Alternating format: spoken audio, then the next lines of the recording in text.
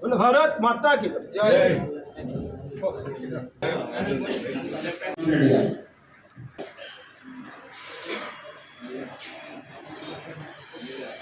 అదేవిధంగా సంగారెడ్డి కన్వీనర్ నర్సారెడ్డి గారు రావాల్సిందిగా కోరుతాను. మరి మనందరినీ కూడా ఉద్దేశించి మరి సిరాజ్పేట కిసాన్ మోర్చా ఈ కార్యక్రమం అసెంబ్లీ సంబంధించినటువంటి ఏదైతే నియోజకవర్గ కిసాన్ మోర్చా నాయకులందరూ కూడా तब से लेकर के मैं अभी तक का राजनीति से जुड़ा हूँ। मैं विशेष करके राजस्थान से आता हूँ, तो राजस्थान के कुछ भाई यहाँ भी होंगे। हमारे यहाँ आए दिन अकाल पड़ता, हमारे पास पानी बहुत कम है, हमारे पास ज़मीन तो पर्याप्त है, लेकिन पानी नहीं होने के कारण से किसान की हालत बहुत ही कमज़ोर रहती है। इसके लिए जितना प्रयत्न होना चाहिए उतना प्रयत्न हुआ नहीं।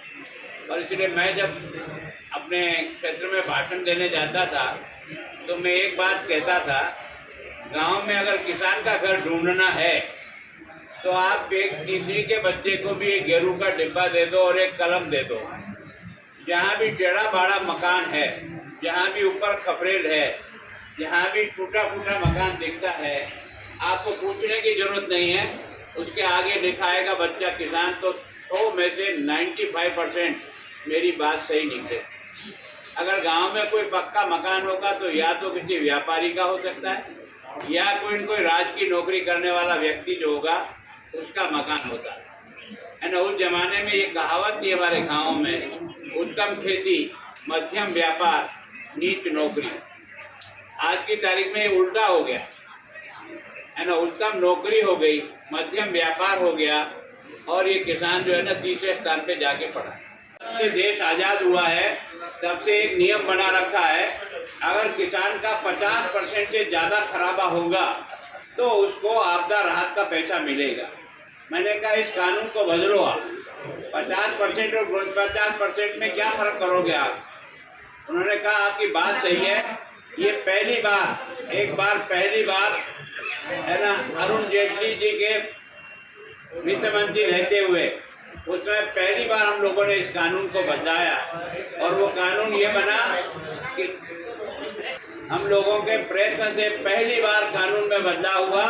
33% से अधिक खराबे को भी आपदा राहत के तहत कवर किया। 33%। इसका मतलब ये हुआ कि राजस्थान का और हिंदुस्तान का अधिकांश किसान अगर उसकी फसल नष्ट हो जाती है तो पहले 50% पर उसको सहायता राशि मिलती थी। हमने प्रयत्न करके कानून बदलाया, ये भी एक तरह से भारतीय जनता पार्टी के राज में ही कानून बदला और 33% से अधिक खराबा को आपने जोड़ा।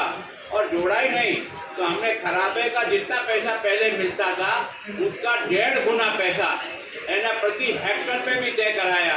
और यहाँ तक कि अगर जानवर मर जाता था तो भी उसका जो है ना कंपनसेशन देने का उसमें तय किया। अगर मकान जो है ना बारिश के अंदर नष्ट हो गया, गिर गया, उसका पैसा भी तय कराया।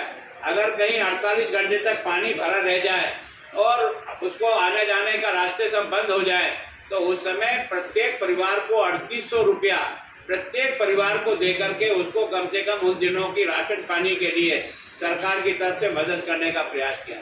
सोच में और भारतीय जनता पार्टी के नेता के काम करने के तौर तरीके में वास्तव में वो केंद्र बिंदु पर किसान रह करके उसकी हालत बहबूदी को कैसे ठीक की जाए, इसके लिए हमने लोगों ने प्रयत्न किया। और मैं सोचता हूँ कि जिस कांग्रेस को इतने सालों तक राज करते हुए हो गया, वो भी किसान के नाम से हमेशा वो किसान को आधार बना करके हर चुनाव में अपनी बातें कहता था। जैसे आप में से कोई राजस्थान का अगर हो तो राजस्थान में अब की बार अशोक गहलोत जी की जो सरकार बनी है वो 2-3 बातों से बनी।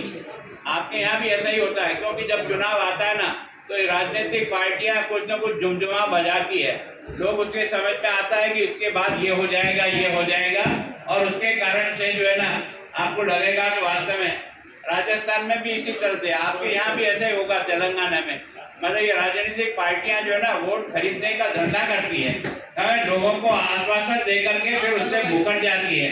फील्ड में जब काम करना होता है तो उसको उतार नहीं पाते हैं और लोग ठगे के ठगे रह जाते हैं।